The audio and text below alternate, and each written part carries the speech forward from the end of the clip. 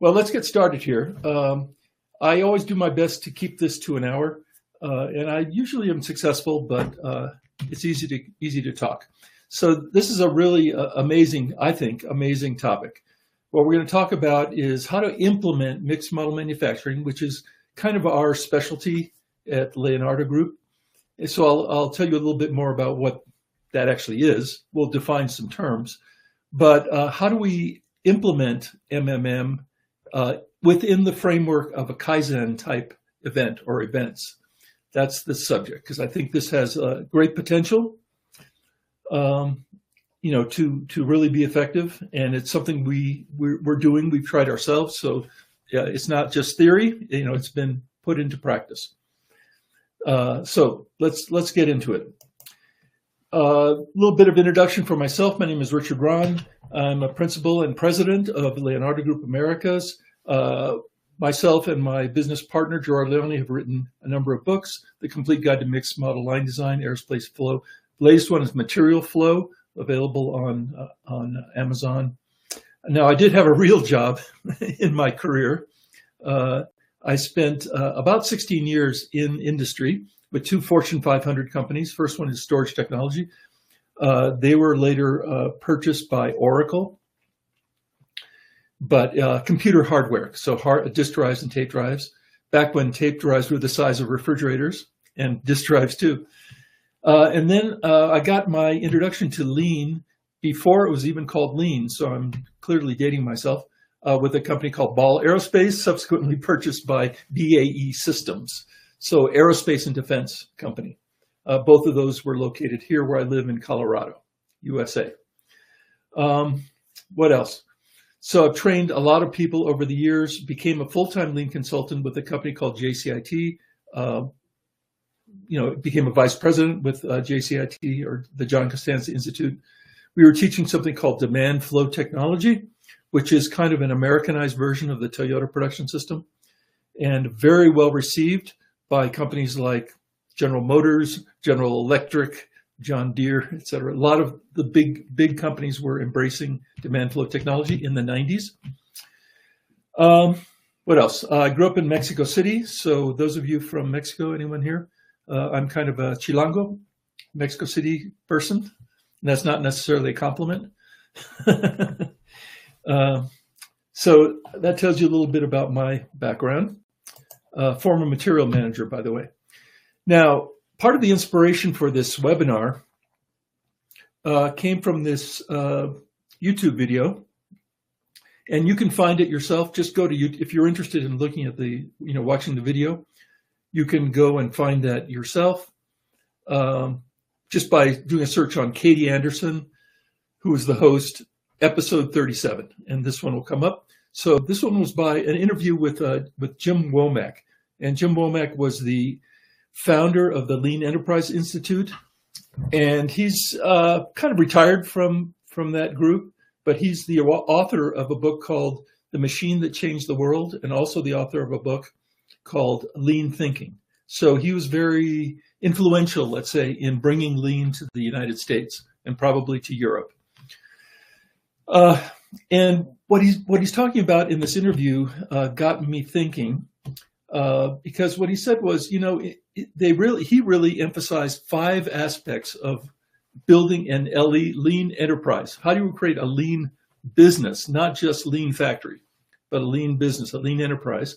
And he had 5 elements: product development, supplier development, management, including respect for people kind of issues included there, and then customer support and production.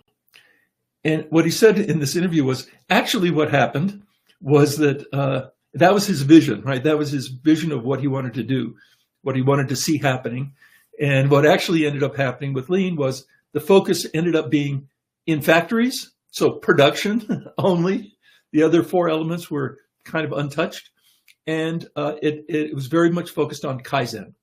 So he reminded me of kind of an amazing time, I think in the 90s, probably early 2000s, where Kaizen stories abounded of, going in and just a few days, moving these big machines around and, doing all this stuff. But the problem is, and I've experienced this myself, is that a lot of those changes that happened through these amazing Kaizen events were completely not sustainable, right? They didn't last. Sometimes they fell apart pretty quickly. Sometimes they lasted a while. But many of those, I don't want to paint every Kaizen event with a black brush, but many of those efforts that were made where people invested their valuable time and money, making these changes, they didn't stick. And so that is clearly a concern. So the title Lean Has Failed, or Why Lean Isn't Working, is kind of clickbait, getting you to click on the YouTube video, because he's not negative. I mean, some amazing things have happened over the years. And in fact, in many industries, if you haven't embraced at least some of these lean practices, you're really not competitive anymore. But I think the point he was making is that his vision back in when did he write the book? Probably early 90s or maybe in the 80s. I can't remember, a while ago, 40 years ago, let's say. His original vision of what was possible did not happen. Maybe we can say yet, but it hasn't happened yet. So that got me thinking, and then that kind of drove this presentation. The other thing that I need to share with you that I think you'll find interesting, maybe eye-opening, it certainly opened my eyes when I learned about this, was some comments that were made by Taiichi Ohno. I'm sure you've heard of Taiichi Ohno. He's like the father of the Toyota system, the developer, creator of the Toyota production system, or the inspiration for it, along with many other people, of course.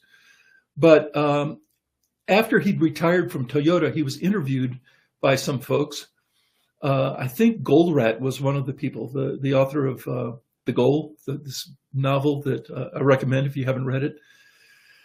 So he was interviewed, and he said, when we were developing the Toyota production system, I was very concerned, he said, that although I wanted to help other Japanese companies, I'm a patriotic Japanese person, I didn't necessarily want to help the Americans or help the Europeans get better and be more formidable competitors with us. But I knew I couldn't just keep this, what we were doing, totally secret. So I came up with a strategy to kind of lead people astray or confuse or baffle the Westerners that were taking trips to Japan, doing factory tours and wanting to see what we were doing. And Womack touched on this as well. There were two schools of thought in the U.S. at the time. One is the Japanese were just cheating, right? That they were lying, and they had government subsidies, and that was the secret of their success. That was one theory. The other theory was they were just doing things better. And what Womack said is, yeah, that's actually what was happening. That they were managing their suppliers better, and they were managing their factories better, and they were more efficient, right? And they were improving more quickly. So that's the fact of the matter. But Taiichi Ohno said we couldn't just share how we were doing this with our competitors. So I had to kind of lead them astray. And what I did was I tried to convince these Americans and Westerners, Europeans, whoever else was coming, that the secret to the Toyota system was, number one, eliminating waste, right?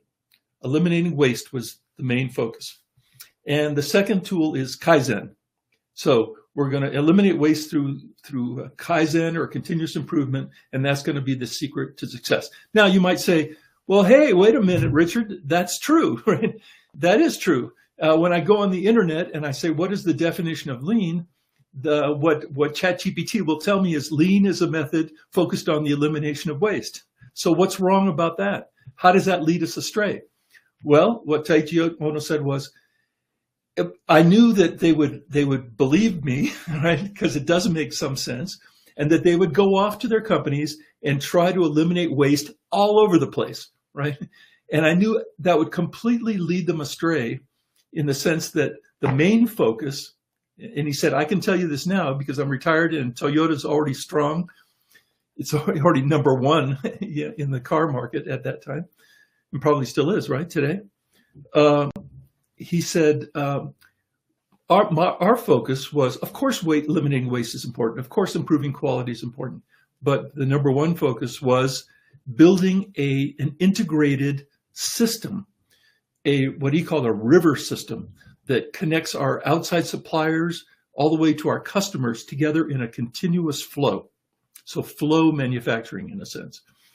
And how do you do that? Well, you have to connect the processes together. You have to eliminate inventory that buffers everything to shorten that lead time down. And then you have to balance the workflow. So just like a river, so it can flow evenly. And that's been my main approach. And what he said was, I didn't have an easy time convincing other people in my company that was the right approach, but I didn't give up. And they asked him, well, why does this work? Why is this so effective? And he said, well, I'm not entirely sure. I can give you reasons, but I don't really know. But it is, right? And so that's been our focus. So sure enough, what he predicted is actually kind of what happened in the West. Lots of Kaizen events. I know of one company, a big company, in the aerospace industry that did something like between 600 and 800 Kaizen events over a 3-year period. And the CEO gave a talk at a conference and said, I was happy to pay for all these Kaizen events. But when I looked at the P&L, profit and loss, looked at results, I couldn't really see it. Right? I really couldn't see how this was, impacting the actual performance. Now, in theory, every one of those Kaizen events declared victory, right? It had some kind of benefits, eliminating waste. I just didn't see it.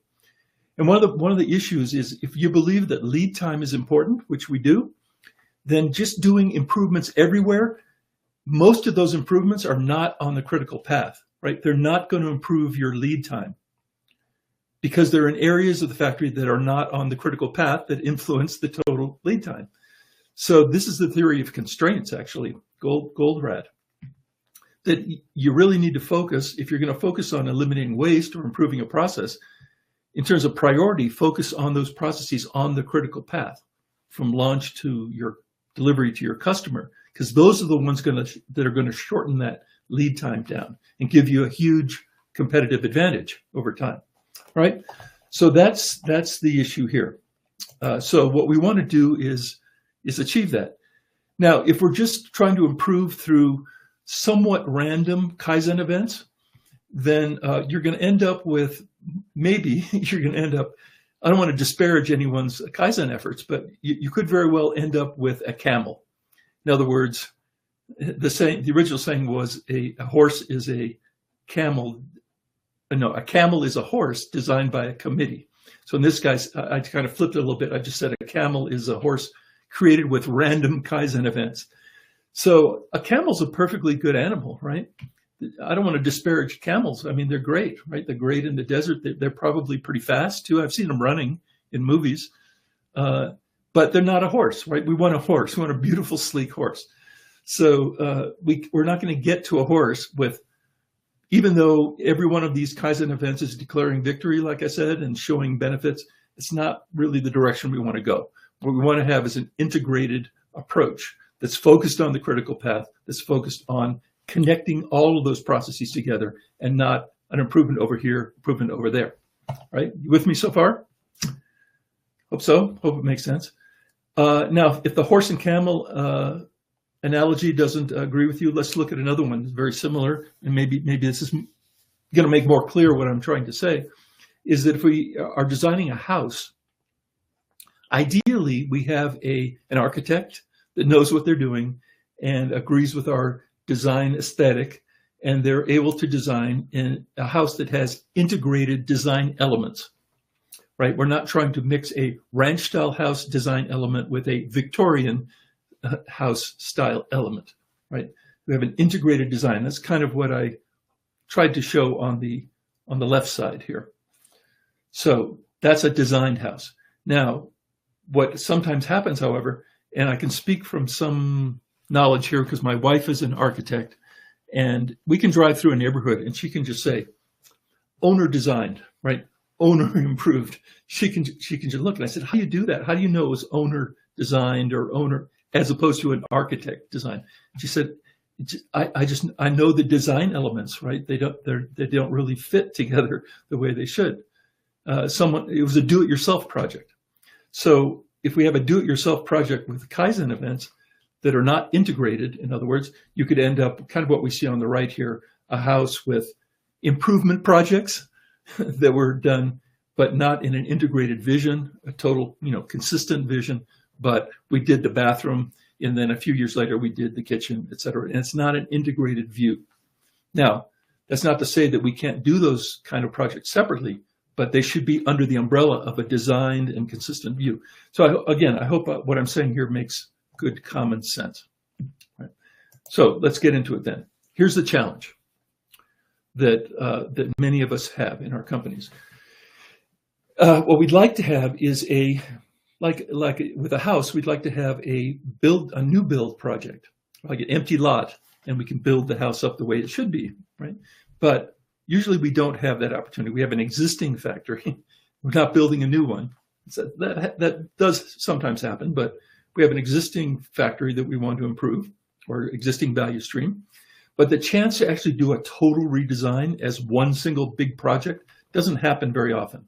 It does happen because we do a lot, we've done a lot of those over the years, but more often we're looking at trying to improve in a more constrained way, right? I can't just rip everything up. I can't stop production and try to rearrange things very easily. So we're saying that opportunity doesn't happen very, very often. Now, the issue here is that many of the value streams that we have, that could be production lines or other kinds of value streams, were never really designed properly to begin with. They kind of evolved over time. Or they were designed by people, we thought, but those people did not have mixed model manufacturing expertise when they designed it. They weren't trained in mixed model manufacturing. And I'll define what I mean by that in a minute. So we need to make some improvements, I guess. So the question here for us in this webinar is, how can mixed model manufacturing principles be applied in a controlled or incremental way in order to be able to achieve those benefits, right? Achieve that transformation, but in a way that's actually practical.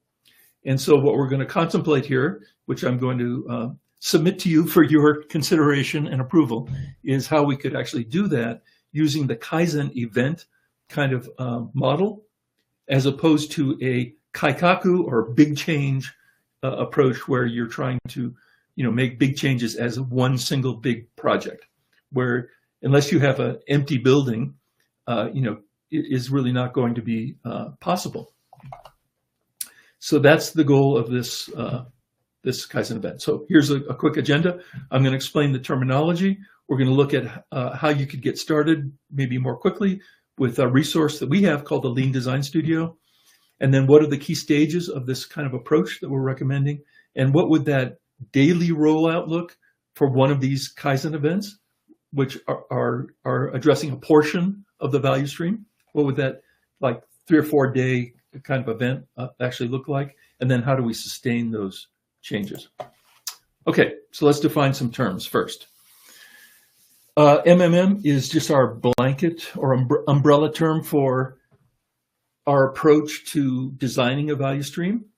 And by mixed model, we mean designing a production line or a value stream that can do more than one product, different models or different options or different models and options on the same line without losing productivity, without impacting quality, being able to manage material delivery to that line, and maintain the throughput that we need.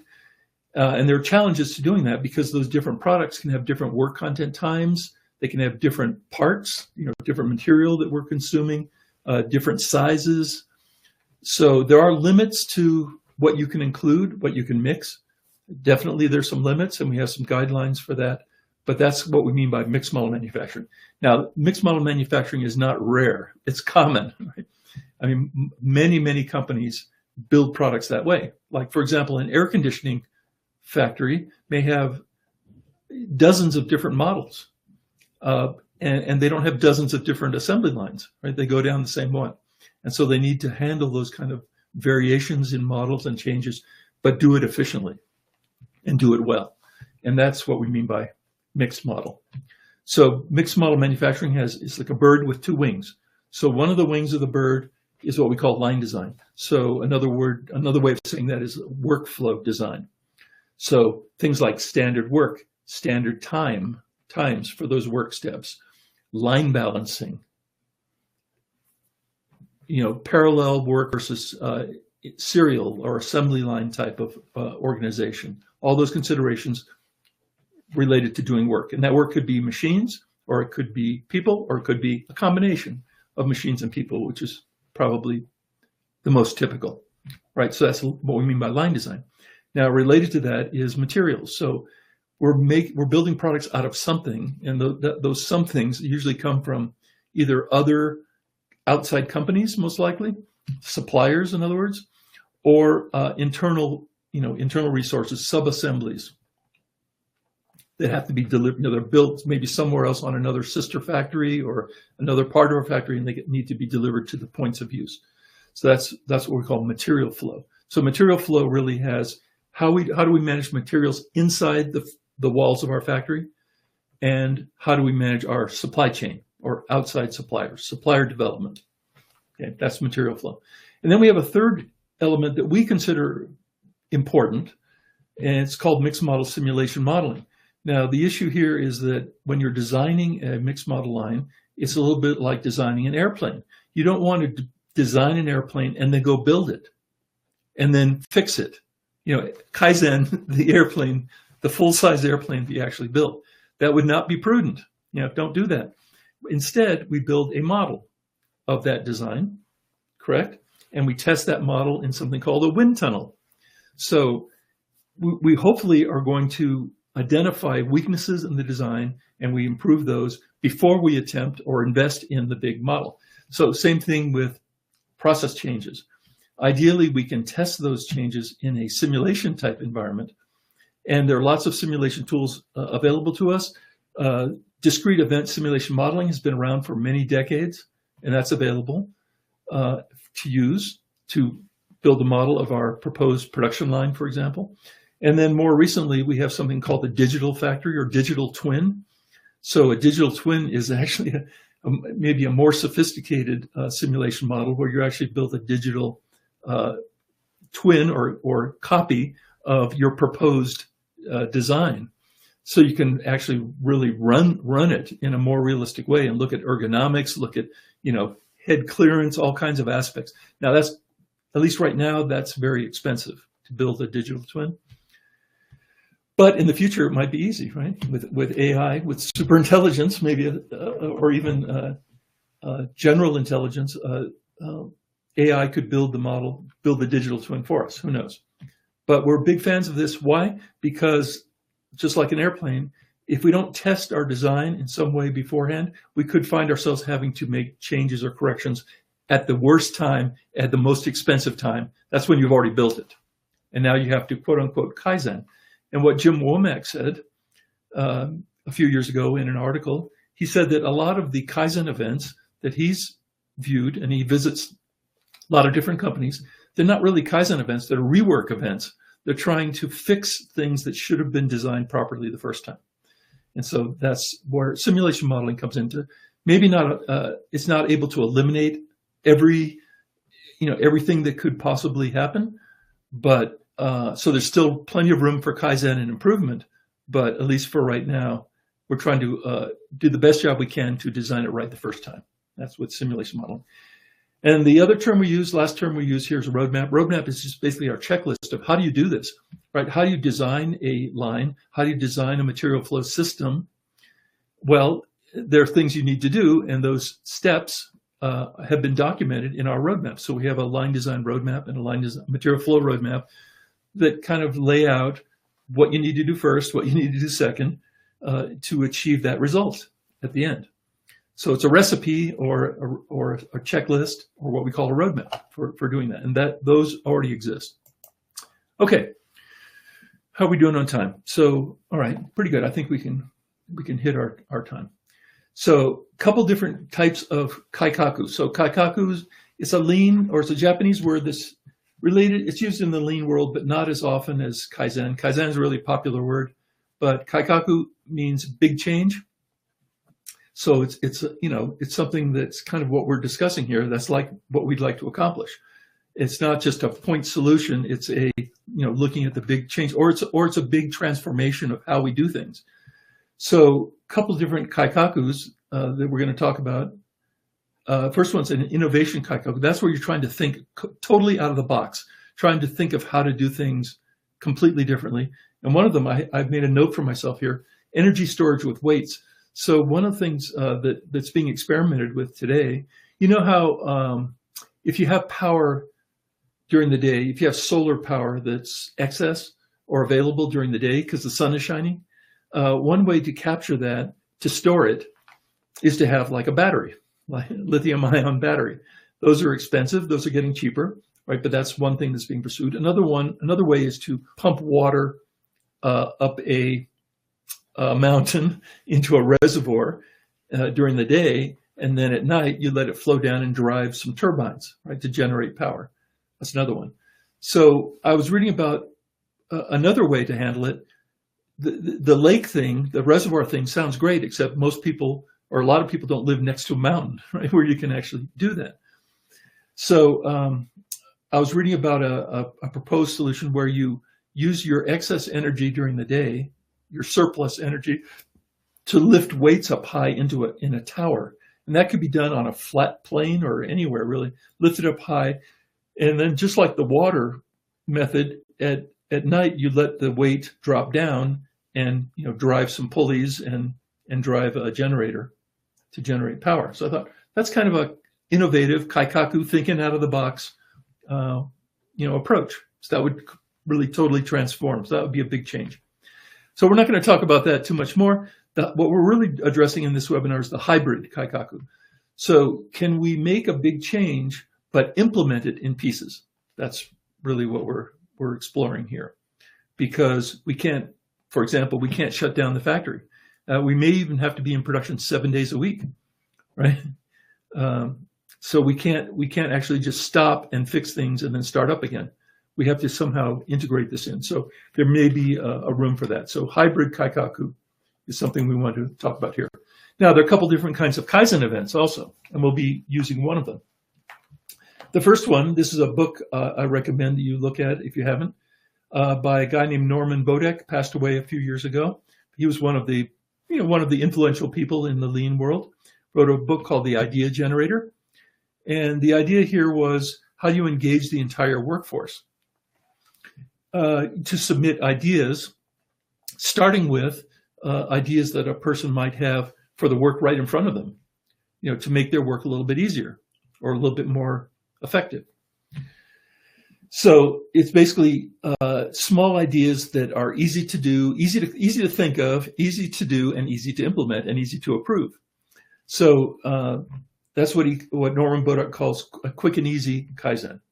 Now, Toyota practices quick and easy Kaizen, and it's typically the first step for a person, joining the company, working on an assembly line, for example, to be trained in is, pay attention to what you're doing. And if you have some ideas for how to do it a little bit better, then let's share those and let's get you the help if you need it to get those implemented. So that's really empowering. Now at Toyota, they don't expect this to be a major, generating a lot of cost savings or financial benefit particularly. It's mainly used to engage people and for respect for people kind of a goal, and also to prevent backsliding in a process when people are paying attention, coming up with small ideas. Because the slogan here, which I believe is true, is if you're not continually improving a process, it's getting worse. It doesn't stay stable. It either goes backwards or it goes forwards. So the small kinds of Kaizen efforts is a way to keep it steady, like a block. You're pushing a car up a hill and you get tired, you need to stop. So you put something under the wheel, right, to keep it from sliding backwards. That is kind of the quick and easy Kaizen idea. Some people think that's what lean is all about, right? Lean is really small ideas that generate huge financial benefits. No, a study was done in Japan to try to estimate where the benefits of lean the financial benefits of lean were coming from, and 90% came from kaikaku projects and not Kaizen, right? Not Kaizen. So that's one type of Kaizen. The one we're looking at, though, is what we more typically call a Kaizen event. So a Kaizen event, it would be, let's take some time out, or let's form a group of people together, take time out from their regular responsibilities and really hit it hard. It can get extreme to the ridiculous.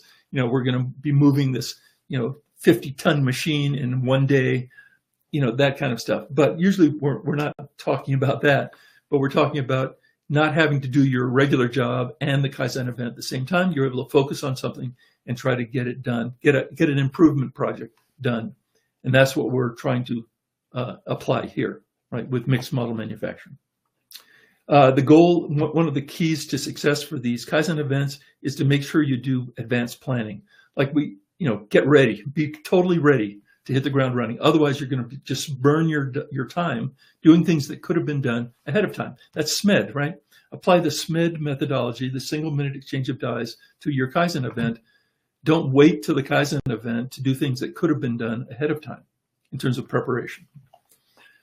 Okay, so in terms of getting help, in terms of the roadmap that I discussed, what are the steps? How do we get trained? How do we get educated? We do have one resource available to you that I invite you to check out. Maybe, Michael, you could put the link in the chat to the Lean Design Studio. There's an information page. You can find out about it. Basically, we have online courses in mixed model line design, plus all kinds of other supplemental materials. We have online courses in material flow and all kinds of other supplemental courses and materials. And then we also have a Lean Design Simulator section, which has a discrete event simulation model software available to you to actually build the models and test your designs. All that is part of the Lean Design Studio. So that's one way to hit the ground running, get started, and get trained. One last comment before we get into how do we do this, what happens on each day, and what are the preparatory steps. This is a warning. So here's a pyramid. We're calling it the value stream maturity model. And if you start at the bottom, like level 1, you've reached level 1 maturity, which is not very far, but you've reached level 1 when you actually have value stream mapped, a value stream. You actually have a map. You put a group together and you've mapped out the steps, et cetera. Typical value stream mapping strategy. So you've mapped it and you have an owner. Owner is someone who's responsible for that value stream. And the owner is not the same thing as, oh yeah, we have a manager for that department. No, this is someone who has the value stream map and is responsible for keeping it running and keeping it improving it over time, continuous improvement, et cetera. So if you don't have that, then you're at level 0, I guess. Okay, nowhere. So you need to get to that level first. And then we have levels 2 and 3. So level 2 is flow. We had a discussion at Leonardo Group in my company about, shouldn't standardization be number 2 and flow number 3? Well, that's a matter of debate. And so we decided to on this order. And the reason is you can implement flow and get some pretty big benefits without totally standardizing the process. And you can do that by linking processes together, right? And putting in place things like Kanbans and in-process Kanbans. So it's not ideal, but you can harvest some low-hanging fruit pretty quickly if you know what to do. And so we left flow there. And then, but still we have standardization. That means you have standard work definitions. People are trained and certified to do the work in a certain way. And that's the foundation for continuous improvement. Taiichi Ohno said, without standardization, there's no Kaizen. You can't improve if you haven't standardized the process first. Okay, so you can put standardization level 2 at the second level and flow 3. I don't really care. But the important point is, until you get through level 3, any changes you make to that value stream or that process most likely are not going to be sustainable, okay? Unsustainable. So you're going to waste your time because you're going to have a lot of fun doing the Kaizen event, but it's not going to stick. So if you're at a lower level within that value stream, you need to get to at least through level 3 first. So that's an important thing to understand. Right? You're going to waste your time, even though it's fun at the time. You're going to waste your time unless you get to that. You've standardized the process and you've achieved a basic level of flow. And you have an owner, for that value stream. Okay, and then beyond that, now we're in the world of Kaizen. And Kaizen's not intended to be a rework. It's intended to be small improvements, right, to keep that value stream sustained and running at a high level and getting better, right, over time. Okay, so I want to make that point. So let's get into it. Where do we start? Well, we start with people need to be trained in mixed model line design, mixed model MMM, mixed model material management, and some people, not everybody, but a few people need to start learning the simulation software. Now, I think the software we have is very low learning curve compared to other simulation software packages, but it does require some investment, some familiarization with the software and how it works and how to build the models and so on. So a few people need to do that. Then you need to pick an area, right? Pick a value stream. So we're not saying the whole factory necessarily, but you're going to pick a line, a production line that you're going to work on, and you're going to try to understand, typically by value stream mapping it, traditional value stream mapping, but understand what the pieces are, the processes involved. And if this is your first effort at mixed model manufacturing, don't get overly ambitious. You know, it's better to do something completely and thoroughly, even though it's a smaller area, than pick something, trying to get more benefits and pick something that's bigger and then not be successful. In terms of where you start, where you think about starting, if you're doing it in pieces, you usually want to start at the end, meaning closest to the customer, the processes that are closest to the customer, because that way you have a racehorse that's at the end instead of a racehorse that's back and being blocked by a bunch of donkeys, right? So you have, or camels are pretty fast, aren't they? So donkeys and horses. So you don't want to put the horse behind the donkey. You want to put the horse in front of the donkey. So starting at the end is a general recommendation. Okay, and then you need to have enough time to complete the preparation work, the pre-event preparation work. We'll talk about that. This is critical. Apply SMED step 1. That's what I mentioned earlier. You want to, make it the preparation an external activity, external from the Kaizen event itself. And then we spend some days, typically 4 days, in the target area. And I'll go through what will happen on each day, theoretically. And then we want to stabilize that, with KPIs, with measurements, with supervision, with Gemba walks. Stabilize that before you move on to the next area, and so on and so forth until you've implemented the entire value stream. Now, we have some different roles, responsibilities. The team leader's job, the Kaizen leader's job, is to keep the event on track, right? So we don't go down rabbit holes and then have to come back out and we don't get done what we needed to get done during that relatively short amount of time. The mentor's job, mentor would be teacher. That could be an internal resource you have or an external resource, someone like ourselves, is to make sure that you're implementing the mixed model methodology correctly and not skipping steps that should not be skipped, right? Not doing things differently, not coming up with your own theories necessarily, although we are open to suggestions. And then you want to keep that area open for a while. In other words, monitoring it closely for 90 days, we recommend, before you certify it as it's running, it's stable. Okay, so we have a couple different choices to make in terms of the design. So we're designing a house, right? Think of it that way. Ideally, I would say we complete the design first, the entire design first, and then we implement in pieces. That's complete design first. So we include all the processes, all the stations in our consideration. Now, this takes some time up front, right? This is a longer design period. But then when we start implementing, it can go much faster, right? Because we have the design completed. However, the more time that goes by from the design to when you're doing it, S happens, right? In other words, things can change. Customers, demand goes up, down, pretty dynamic. But I still think that's probably preferred. But another way to approach it would be you want to get started right away. So you carve out an area of your value stream, some processes, and you apply the mixed model line design methodology to those processes and get started, right? The design process is going to be much faster because you're not talking about as many processes, you're talking about a few, and you're able to actually start the implementation process more quickly. Now, the risk there is, just like with a house with different design elements, you need to make sure that when you go on to the next Kaizen event, that you maintain basically the same model, the same demand, the same mix assumptions as you did before with the previous Kaizen event. Otherwise, you're going to run into issues, right? You're not going to be matching the design from a takt time point of view, from a volume point of view, and resource point of view. So it's not hard to do, but you certainly need to have that front and center in terms of concern. So design consistency from one area to another. The other concern is if you're designing and then implementing, you want to try to maintain consistency of the teams, the people that are working on it.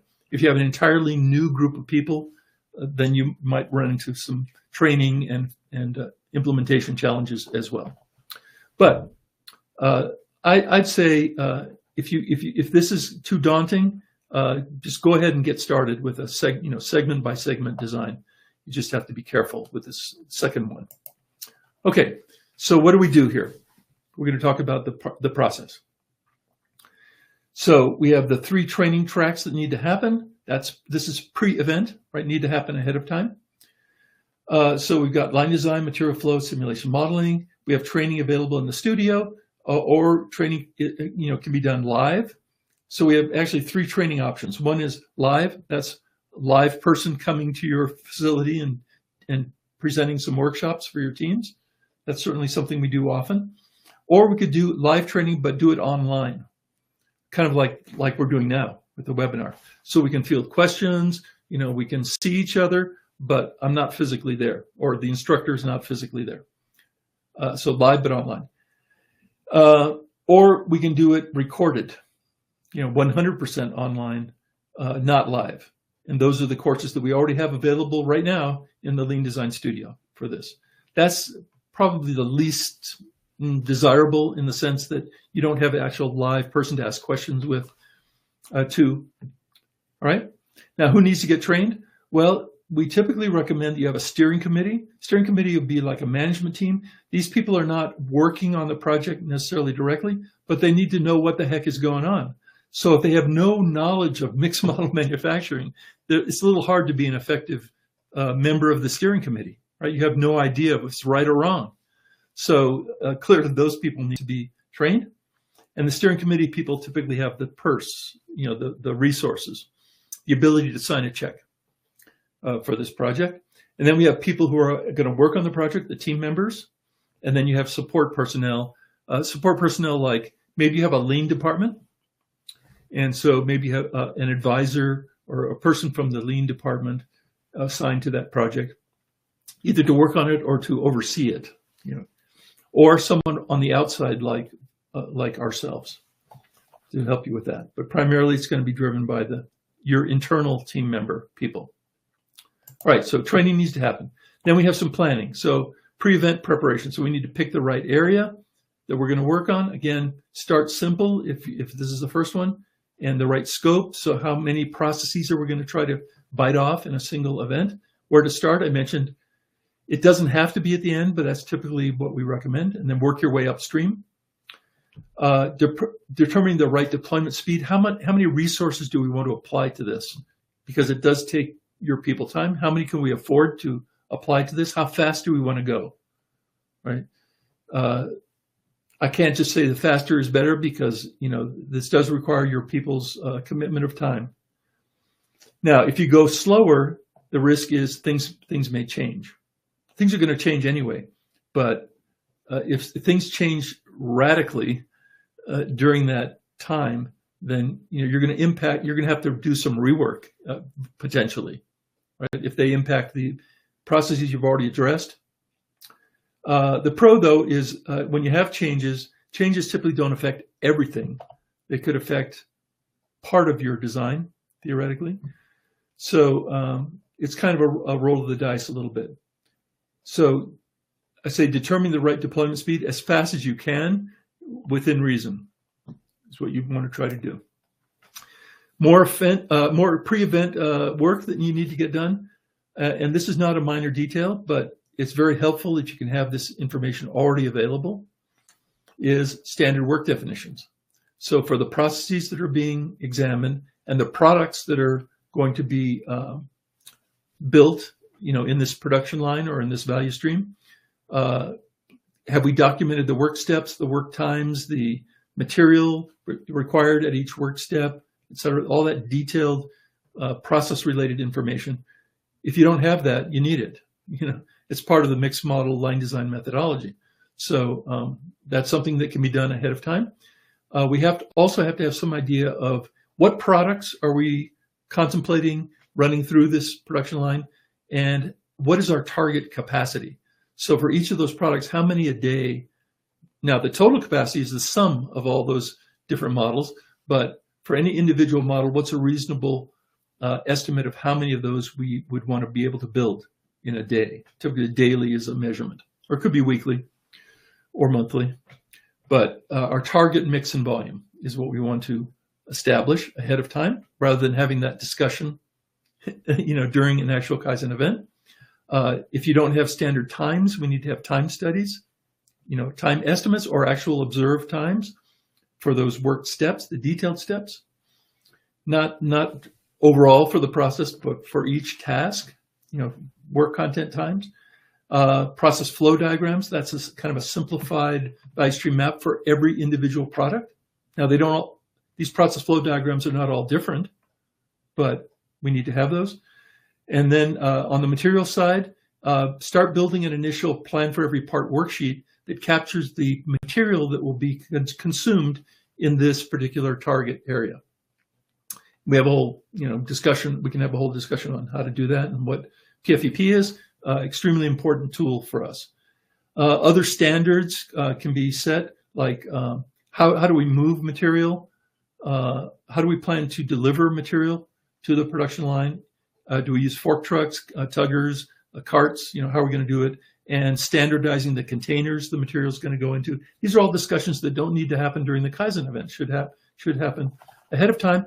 And we can even start building a preliminary data file, a simulation model file ahead of time. We don't need to wait.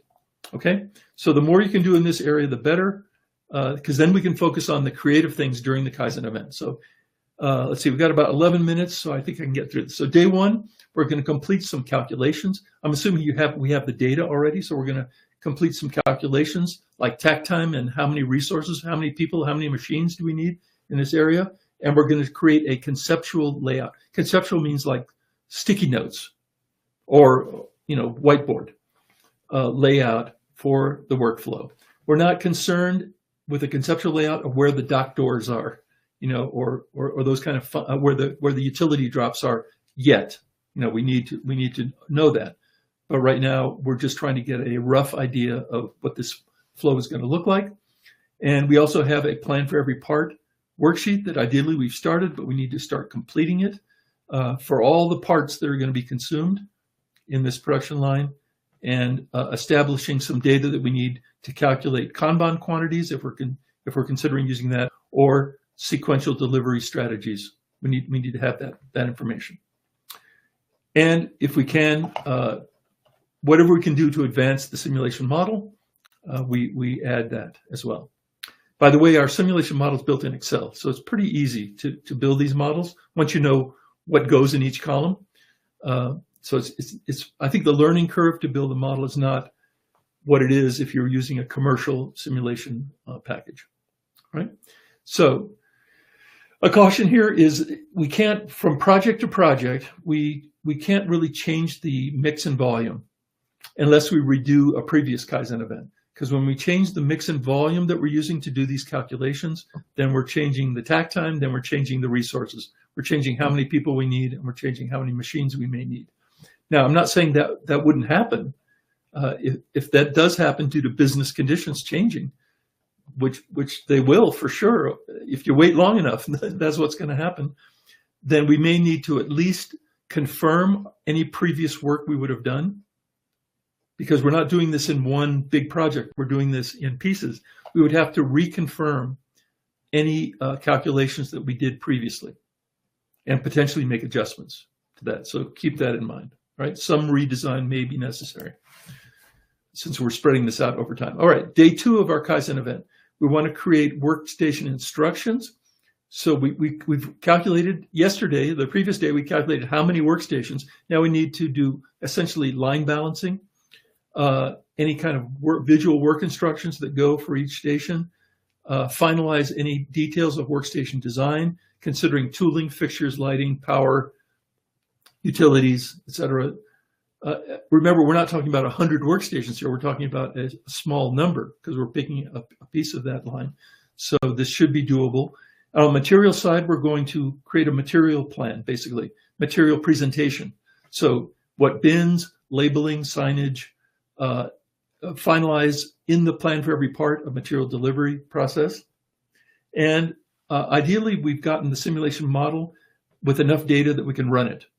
So we're confirming our designs, we're testing it for variability, we're testing it for a range of variability of mix and volumes to make sure that this is a robust design. It's not gonna choke and die when things change in the quote unquote real world, all right? So that's day 2. And then day 3, we're going to actually physically set up the new workflow. In other words, we're going to go into hopefully an area that we can physically use and not disrupt. If work needs to continue, not disrupt what needs to continue to happen in that area. So we're going to set up the new work stations and material bins. And we're going to try to dry run the process, right? The work process and the material process. In other words, have people there working, building, testing each step by actually physically doing it. And another planning step that needs to happen here on day 3 is develop sequencing rules based on changes to mix and volume. In other words, based on what you learn by doing a dry run, are there things that production control needs to know about the order of production that could, for example, you may have fixture changes that need to happen. So you don't want to be changing certain models too often because you have a changeover that needs to happen in the line with fixturing, things like that. Okay. And then we're assuming this is the last day, day 4. So we're going to bring it live.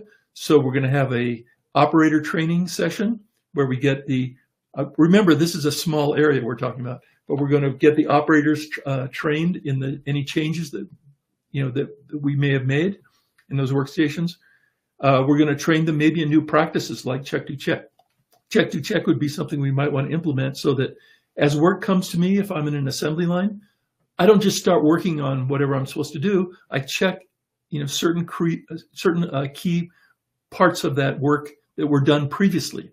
So it's like an inspection step. Now, hopefully that just takes a few seconds, but I don't want to add value or add work to a product that has some defects in it and then have to take things apart later. So if you have those risks, and you may not, then check it first, and then you do your work. And then the final check is, if there are steps you could have done wrong, double check your own work before you let it go on to the next station. That's check to check. Flexing means, hey, I can work at more than one station.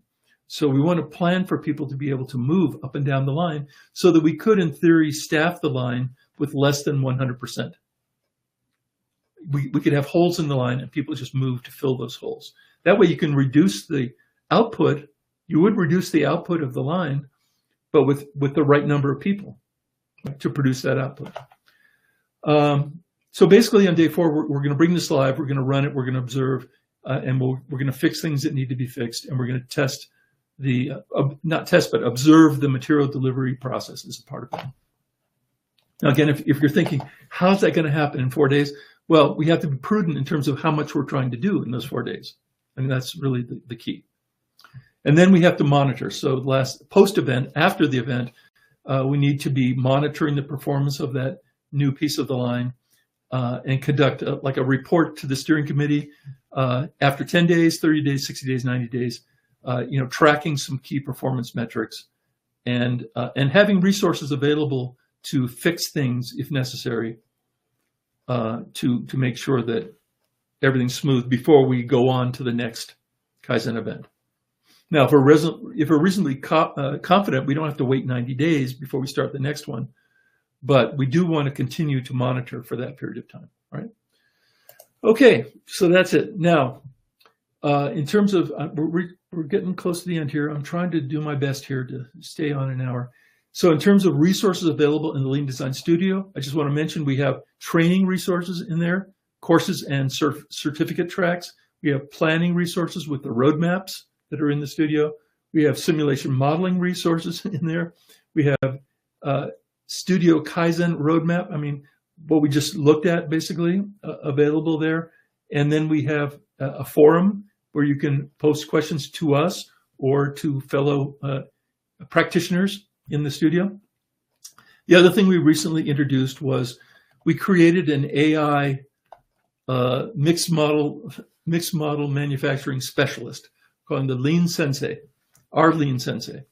So all of our training materials that we could get our hands on, we've used as training materials for this chatbot, basically, an AI large learning model that's customized for us. So that's also included in the studio. So you can, when you click on a little icon on, I think almost every page in there, the Leonardo Sensei will say, "Hi, how can I help you?" And then you can ask a question related to line design. So that's available also, which is pretty cool.